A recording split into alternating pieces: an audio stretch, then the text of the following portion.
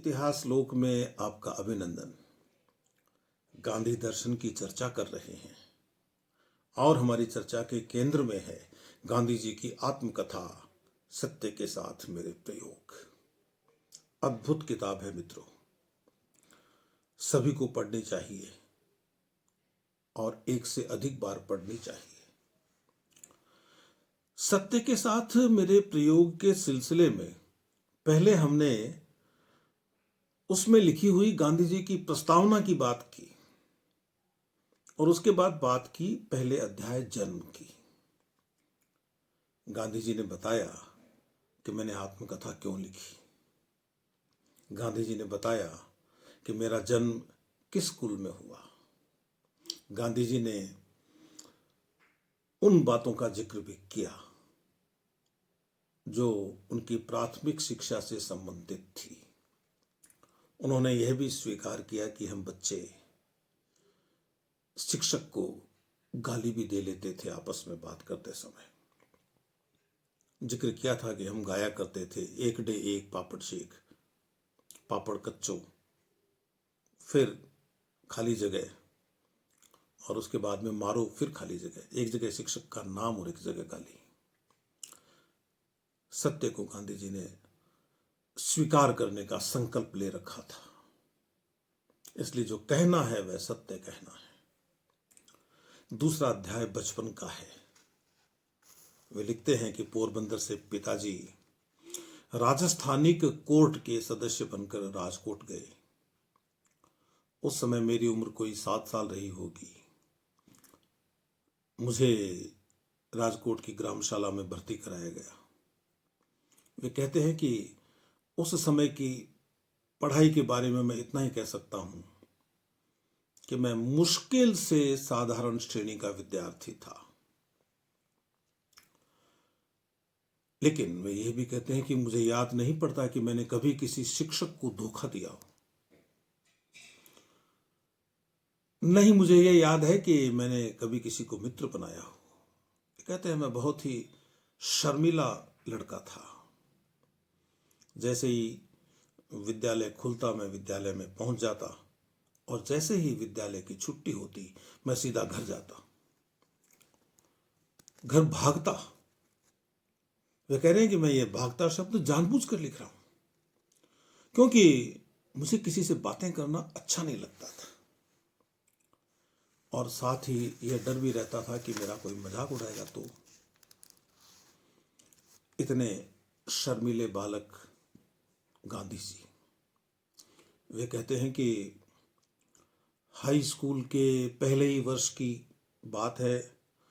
परीक्षा के समय की एक घटना बताते हैं वे कि शिक्षा विभाग के इंस्पेक्टर जाइल्स विद्यालय का निरीक्षण करने आए और उन्होंने अंग्रेजी के एक शब्द कैटल की वर्तनी लिखने के लिए कहा, KETTLE। गांधी जी ने वह वर्तनी गलत लिखी थी तो शिक्षक महोदय अपने जूते की नोक से उनको नोक अड़ाकर उनको संकेत कर रहे थे, ठोकर लगाकर, कि तुम पास वाले का देखकर सही लिख लो। गांधी जी कहते हैं कि मुझे तो यह ख्याल ही नहीं आया कि ऐसा करना चाहिए, जबकि दूसरे सारे विद्यार्थियों ने सही लिख ली वर्तनी और गांधी जी की गलत हो गई। गांधी जी ने कहा कि मैं तो यह सोच रहा था कि मुझे ठोकर इसलिए लगाई जा रही है कि मैं कहीं नकल नहीं कर लूं, जैसा आता है वैसा ही लिखूं। लेकिन बाद में पता चला कि शिक्षक तो यह चाहते थे कि यह मोहन दूसरे का लिखा हुआ देखकर अपनी वर्तनी को सही कर ले। लेकिन गांधी जी कहते हैं कि मैं तो बेवकूफ ठहरा। विनोद में कह रहे हैं। मुझे बाद में शिक्षकों ने समझाया लेकिन मुझ पर उसका कोई असर नहीं हुआ। लेकिन मेरे मन में शिक्षक के प्रति फिर भी विनय कम नहीं हुआ। कितनी बड़ी बात कहते हैं गांधी जी।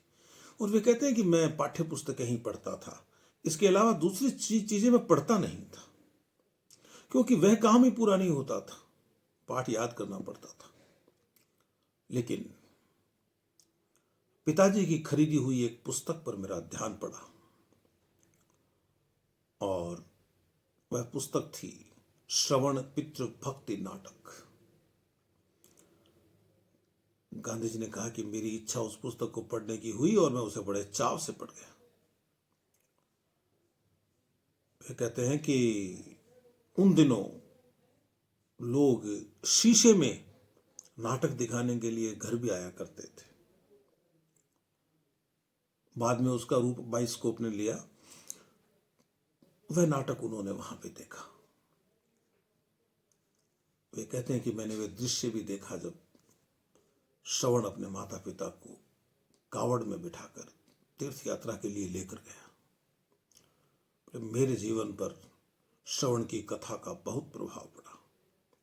मुझे लगा कि मुझे भी श्रवण के समान बनना चाहिए।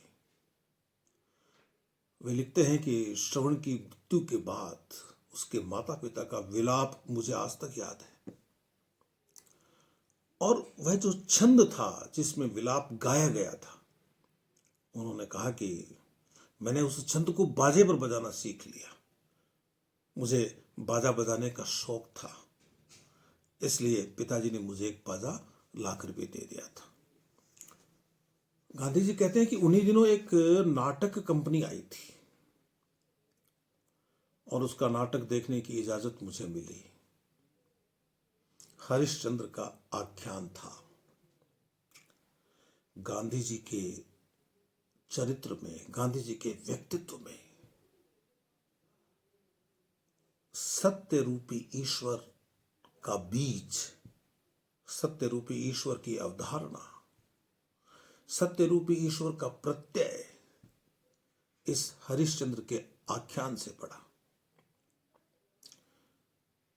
वे कहते हैं कि नाटक मैंने देख लिया और मेरा मन करता था कि मैं उस नाटक को बार बार देखूं, लेकिन बार बार मुझे देखने जाने कौन देता। इसलिए मैंने मन ही मन वह नाटक सैकड़ों बार खेला। गांधी जी लिखते हैं कि मुझे हरिश्चंद्र के सपने आते। हरिश्चंद्र पर जैसी विपत्तियां पड़ी, वैसी विपत्तियों को भोगना और सत्य का पालन करना ही वास्तविक सत्य है, यह मैंने उस समय सीखा। गांधी जी यह कहना चाहते हैं। गांधी जी ने लिखा है कि मैंने यह मान लिया कि जो नाटक में लिखा हुआ है वैसी विपत्तियां वास्तव में हरिश्चंद्र के साथ आई होंगी और हरिश्चंद्र ने उनको बड़ी पीड़ा से सहा होगा। गांधी जी के मन की भावना बता रहा हूं। गांधी जी लिखते हैं कि हरिश्चंद्र के दुख देखकर, उसके दुखों का स्मरण करके मैं खूब रोया हूं। हम सभी लोग बचपन में इस तरह से भावुक होते रहे हैं। मुझे याद पड़ता है अपने लिए, मैं सिनेमा हॉल में रोने लग जाता था बहुत बार। जब मेरे माता पिता मुझे कुछ सिनेमा दिखाने ले जाते थे, मैं साथ जाता था उनके। यद्यपि बहुत कम जाना होता था उस जमाने में, तो सिनेमा में कोई मर जाता था, परिवार के लोग रोते थे, तो मैं भी रोने लगता था। लेकिन गांधी जी पर इस करुणा का स्थायी प्रभाव पड़ा और हम जैसे सामान्य लोग उस करुणा को अपने व्यक्तित्व का ऐसा गुण नहीं बना पाए जिसके कारण हम में भी थोड़ा बहुत महानता का अंश आ जाता। गांधी जी में वह आ गया। गांधी जी कहते हैं कि आज तो मुझे समझ में आता है कि हरिश्चंद्र कोई ऐतिहासिक चरित्र नहीं था, लेकिन वे कहते हैं कि मेरे विचार में हरिश्चंद्र और श्रवण कुमार आज भी जीवित हैं। वे कहते हैं कि यदि मैं आज भी उन नाटकों को पढ़ूं तो मेरी आंखों से आंसू बहने निकले। इतिहास के विद्यार्थी हैं हम, और इतिहास लेखन की जब चर्चा होती है तो हमारे अनेक विद्वान कहते हैं कि इतिहास कथाओं से नहीं बनता, इतिहास सच्चाई से बनता है। हम भी मानते हैं। यहां गांधी जी के प्रसंग में हरिश्चंद्र निश्चित रूप से कोई ऐतिहासिक चरित्र नहीं है, लेकिन एक कथा के नायक के रूप में उसके ऐतिहासिक होने से कौन इनकार कर सकता है। जिस किसी ने भी वह कहानी लिखी है, उस कहानी की सच्चाई से कौन इनकार करेगा। और इसका प्रभाव लोगों पर पड़ा, लोगों ने अच्छी बातें सीखी। लोगों का कहानियों के माध्यम से, आख्यानों के माध्यम से अच्छी बातें सीखना, संस्कारित होना, क्या इतिहास का हिस्सा नहीं होना चाहिए? निश्चित रूप से होना चाहिए। कथाओं का भी अपना इतिहास होता है, कथाओं के प्रभाव का भी अपना इतिहास होता है। इसलिए इतिहास की रचना में साहित्य का अत्यधिक महत्व है। साहित्य से समाज जो सीखता है उसका भी अत्यधिक महत्व है। जब गांधी जी कहते हैं कि मैं साधारणतः पाठशाला की पुस्तकों को छोड़कर कोई दूसरी पुस्तकें नहीं पढ़ता था, सबक याद करना चाहिए, उसमें कोई उलाहना नहीं होना चाहिए, उलाहना सहा नहीं जाता था। शिक्षकों को धोखा देना ठीक नहीं था, इसलिए मैं पाठ याद करता था। कितनी कितनी ईमानदारी से गांधी जी अपने बचपन की बातों को स्वीकार कर लेते हैं। आप देखेंगे, मैं जब बात करूंगा अगले अध्याय की, तीसरे अध्याय की, बाल विवाह की, तो आप पाएंगे कि गांधी जी जो कह रहे हैं वह सही कह रहे हैं। जिसे कहने की वे जरूरत नहीं समझते हैं, उस बात को वे नहीं कहते हैं। तीसरा अध्याय बाल विवाह का अध्याय है, और पहली ही पंक्ति यह है कि मैं चाहता हूं कि मुझे यह प्रकरण न लिखना पड़ता। मैं चाहता हूं कि मुझे यह प्रकरण न लिखना पड़ता, लेकिन इस कथा में मुझको ऐसे कितने ही कड़वे घूंट पीने पड़ेंगे। यानी मैं अपने बाल विवाह की कथा लिखूंगा तो मुझे अनेक बातें जो कहनी चाहिए नहीं कहनी होंगी। ये गांधी जी कहते हैं। यह भी कितना बड़ा सत्य है कि मैं कुछ बातें कह नहीं रहा हूं, और कुछ बातें नहीं कहने के कारण मुझे कड़वे घूंट पीने पड़ रहे हैं। गांधी जी ने कहा कि सत्य का पुजारी होने का दावा करके मैं और कुछ कर ही नहीं सकता। यह लिखते हुए मन में आकुलता है कि 13 साल की उम्र में मेरा विवाह हुआ था। वे कहते हैं कि आज मेरी आंखों के सामने, उस जमाने की बात कह रहे हैं, 12-13 साल के बालक मौजूद हैं, और मैं उन्हें देखता हूं तो अपने विवाह का स्मरण करता हूं और मुझे अपने ऊपर दया आती है, और मेरी इच्छा होती है कि मैं इन बालकों को बधाई दूं कि इनको उस परिस्थिति से नहीं गुजरना पड़ा जिससे मुझे गुजरना पड़ा था। गांधी जी कहते हैं कि 13वें वर्ष में मेरा विवाह हुआ, और अपने विवाह के समर्थन में मुझे एक भी दलील नहीं सूझ रही है। इन्हें आप ये देखिए कि गांधी जी अपने जीवन के सत्य को उद्घाटित करना चाहते हैं, और जो हो गया उसे न्यायोचित सिद्ध करना नहीं चाहते।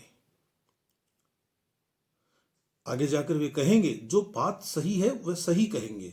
वे कहेंगे कि बाल विवाह बहुत बुरी बात है, लेकिन उन्होंने कहा कि इसके साथ एक चीज यह ठीक होती थी कि विवाह के बाद में वर और वधू पति और पत्नी बन जाते थे। पति और पत्नी प्रारंभ के वर्षों में लगभग आधे समय साथ नहीं रहते थे। उनका कहने का मतलब यह है कि बाल विवाह तो बुरी चीज है, लेकिन चलो यह चीज इसमें कम बुरी है कि नियमित रूप से साथ नहीं रहना पड़ता था, कहीं न कहीं बचपन बच जाता था। तो जब हम अगली बार मिलेंगे तो बाल विवाह के संबंध में गांधी जी क्या कहते हैं, इस बात की चर्चा करेंगे। तब तक के लिए आप मुझे अनुमति दीजिए। नमस्कार।